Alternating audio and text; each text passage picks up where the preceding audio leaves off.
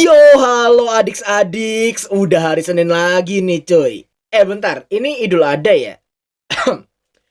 Saya selaku admin Wibu Asal Main 2 ingin mengucapkan selamat Hari Raya Idul Adha 1445 Hijriah. Semoga kesehatan dan kebahagiaan menyertai kita semua pada hari ini. So, gimana? Teman-teman kalian yang over masih aman semua? Coba absen di bawah siapa yang hari ini dapat daging kurban cuy. Nah, sekalian itu daging kalian masak jadi apa cuy? Rendang kah, semur kah, rawon, atau mungkin soto? Coba sebutin di bawah. Dan iya, berhubung ini hari Senin, udah saatnya kita melanjutkan Power Ranger drama konspirasi yang bikin kepala kalian mumet nanyain, Bang, siapa sih MC-nya? Terus kenapa dia jadi Sakurama, Bang? Hayah, padahal selama 9 minggu kemarin nih ya, gua udah jelasin dengan sederhana tapi detail banget loh. Sungguh Wakanda Cemas 2045. Oke lah, tolong di-push dulu tombol subrek, like, sama aktifin lonceng notifikasi di bawah. Biar gue bisa semakin semangat dalam menghibur kalian semua. So, tanpa berlama-lama lagi, mari kita mulai. Sentai Daisikaku episode ke-10.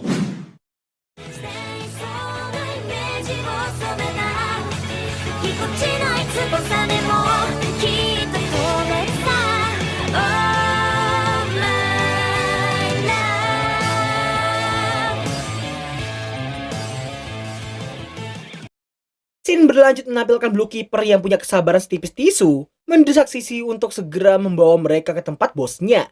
Tapi di saat Sisi yang memintanya untuk bersabar, dengan sangat kejamnya si Blue Keeper ini langsung menusuk bahunya, cuma karena ucapan Sisi barusan yang seolah-olah memerintahnya. Dan tepat sebelum Blue Keeper akan menambah lubangnya lagi, secara tiba-tiba... Ya, dia terlihat melindungi Sisi berlandaskan rasa kemanusiaan. Mendengar dia menyebut Sisi sebagai musuh, sontak hal itu disanggah oleh Blue Keeper karena musuh yang bisa dianggap oleh para Dragon Keeper hanyalah bos monsternya doang. Sedangkan para Dusters gak lebih dari seonggok sampah yang bahkan tidak dianggap ada olehnya. Mendengar hal itu, dia langsung mengganti nasihatnya barusan. Gak mau membahayakan dia lebih jauh lagi, Sisi memohon untuk bersabar karena sebentar lagi mereka akan sampai di tempat persembunyian bosnya itu. Dan ternyata tempat persembunyiannya itu gak jauh dari lokasi mereka tadi. Dia pun menyadari alasan Sisi yang menyamar menjadi Koguma dan merebut semua kunci yang ada supaya para kadet tidak mendekati ruangan tersebut. Wedan, cuma dalam sehari Peltrola sudah berubah jadi sebuah pohon raksasa yang memenuhi ruangan tersebut. Setelah Peltrola tersadar dan menyapa si Blue Keeper, nampaknya dia yang terkejut melihat salah satu bos monsternya yang benar-benar masih hidup. Sisi lalu minta maaf pada tuannya karena harus merepotkannya dengan membawa si Blue Keeper ke hadapannya. Blue Keeper yang malas berbahasa basi pun terlihat langsung mengangkat artefak sucinya. Melihat hal itu, Peltrola yang ngakunya gak mau main kekerasan dan lebih pengen membicarakannya saja, jelas langsung ditolak oleh si Blue Keeper. Setelah mengaktifkan artefak sucinya, seketika itu pula ini yang dilakukan olehnya.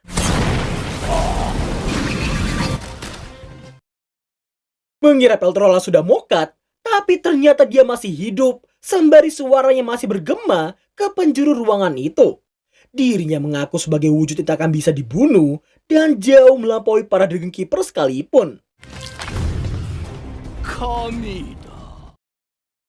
Wah, dari sebuah pohon berevolusi jadi seekor ayam. Sungguh logik sekali. Melihat wujud Peltrola, jelas di Sisi dan juga Blue Keeper jadi sangat terkejut. Bahkan Sisi sampai menganggapnya sebagai cahaya pembimbing dari para dasar sepertinya. Melihat lusinan Peltrola di sana, Blue Keeper jadi sangat bersemangat melihatnya. Meski serangannya sangatlah dahsyat, tapi serangan itu belum cukup untuk mengalahkan kecerdikan Peltrola yang terlihat terus bermunculan dan malah jadi semakin banyak. Peltrola kemudian memberitahukan bahwa ia tak akan bisa mengalahkannya kalau belum bisa menemukan tubuh aslinya. Melihat betapa dahsyatnya pradumekanikan mereka berdua, Dia pun jadi sangat terkejut karena Peltrola yang bisa sedikit lebih unggul dari si Blue Keeper. Sisi plus mewajarkannya karena skill para bos monster memang tercipta untuk menghancurkan para Dragon Keeper yang ada. Setelah itu, Sisi terlihat menemui Peltrola di sekitar tubuh pohonnya tadi. Dia lalu diminta untuk memberi hormat pada tuan mereka saat ini. ペルトロラ様、お久しぶりです。 Entah apa yang mau dilakukan olehnya, tapi Peltrola belum sadar dan memuji dia yang telah berjuang seorang diri.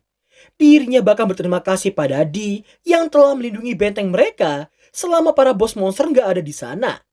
Setelah Di mengingat perjuangan dengan teman-teman Dustersnya, Peltrola mengajaknya untuk join dengannya untuk mencoba menguasai dunia sekali lagi.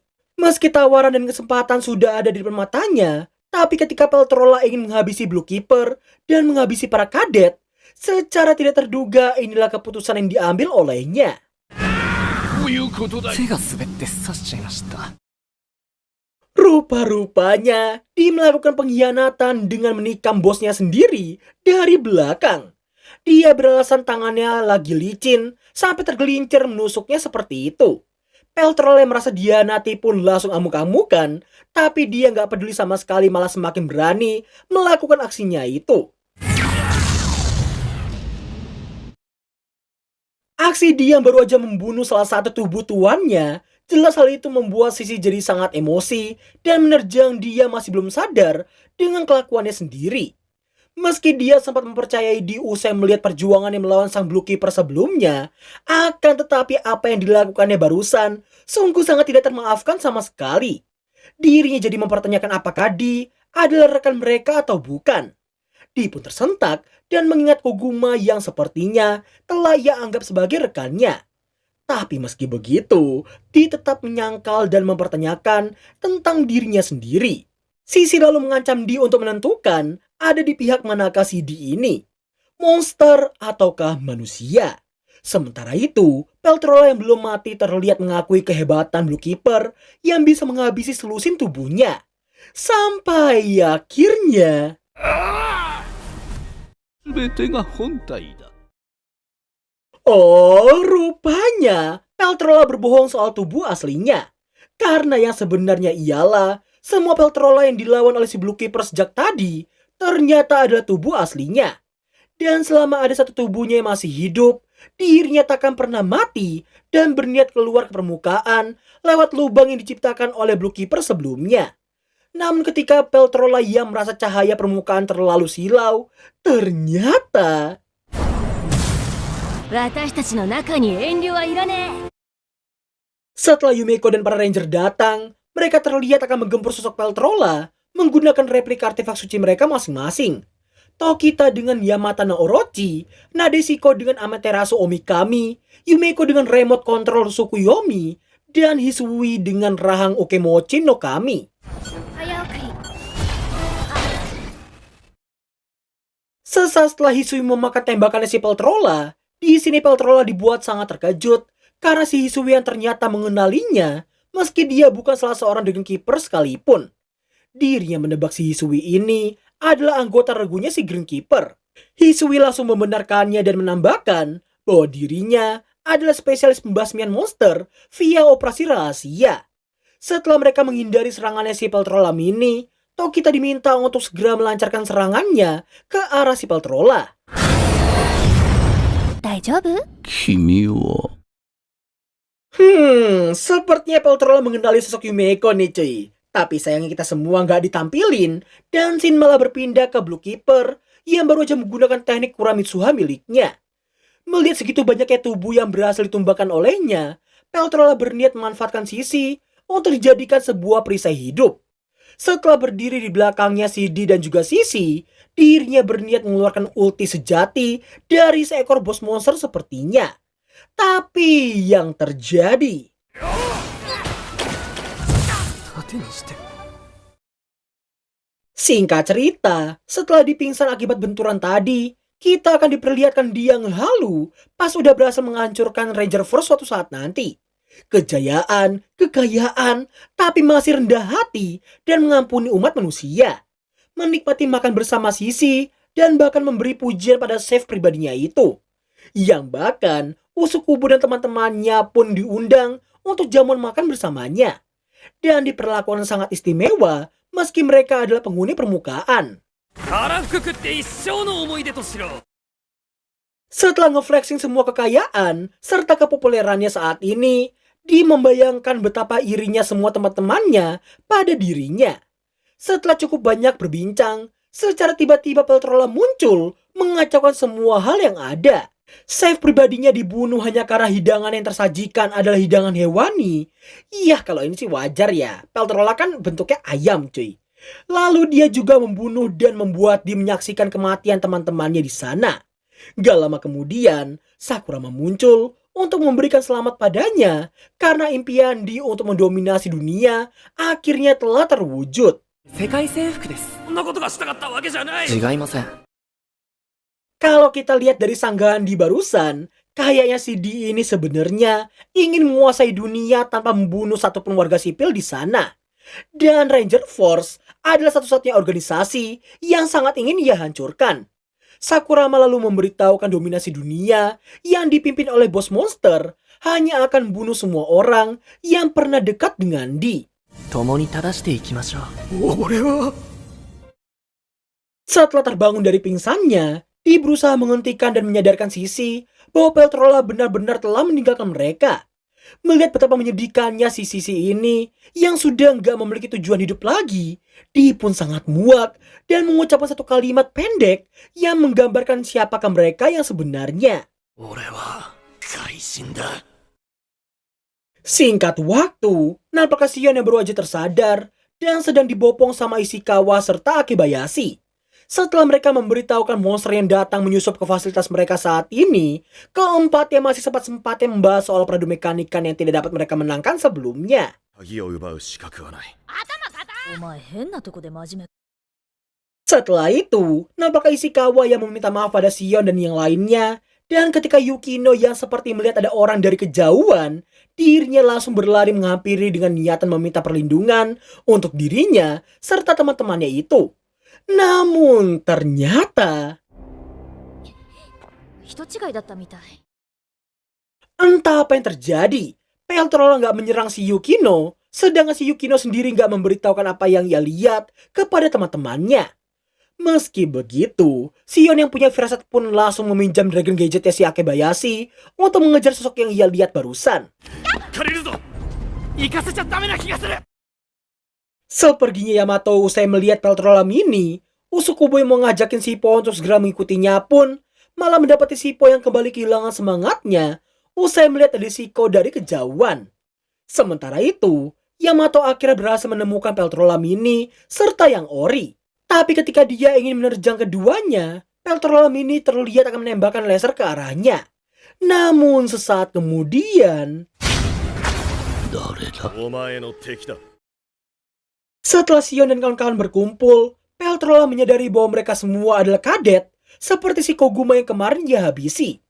Mendengar ucapan itu, secara tiba-tiba Egen muncul di belakangnya dan terlihat ingin membuat perhitungan atas tumbangnya sang besti. Tanpa rasa takut sama sekali dengan para kadet, Peltrola terus memprovokasi mereka dan menekankan bahwa dirinya akan memberitahukan semua kekejaman para ranger ke semua penghuni permukaan. Merasa terpancing dengan ucapannya barusan, jelas para kadet pun gak terima dan menantangnya untuk ngesolo ngelawan mereka bertujuh.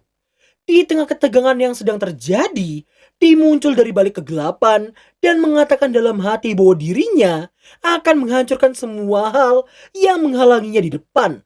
Mau itu monster ataupun manusia, dirinya tidak akan memihak kubu manapun dan akan memihak dirinya sendiri. Mau itu bos monster seperti Peltrola sekalipun, dirinya bersumpah akan menghancurkannya jika impian yang ingin diraihnya berbeda dengannya. 全部思い通りにならなすまねえんだよ。 Dan berakhirlah alur cerita anime Sentai Shikaku episode ke-10. Wah, dia lagi berdilema nih cuy. Meski dia itu seekor monster, tapi karena jiwa kemanusiaan yang mulai timbul dalam dirinya, dia jadi kesulitan dalam memilih mau berada di pihak mana. Tapi ya, ending scene tadi udah memperjelas bahwa Di memilih untuk tidak memihak manapun. Dan ingin jadi makhluk egois yang cuma akan mementingkan diri sendiri. Tapi,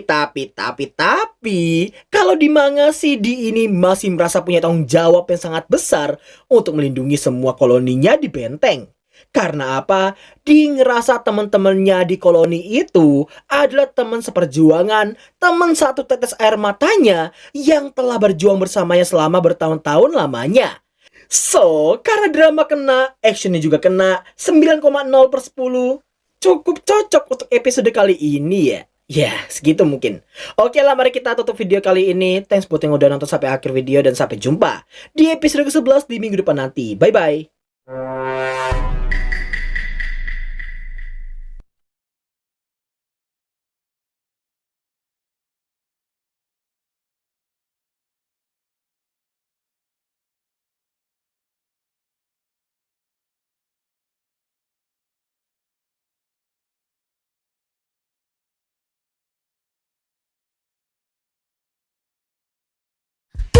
Tut, tut, tut, tut, tut, tut.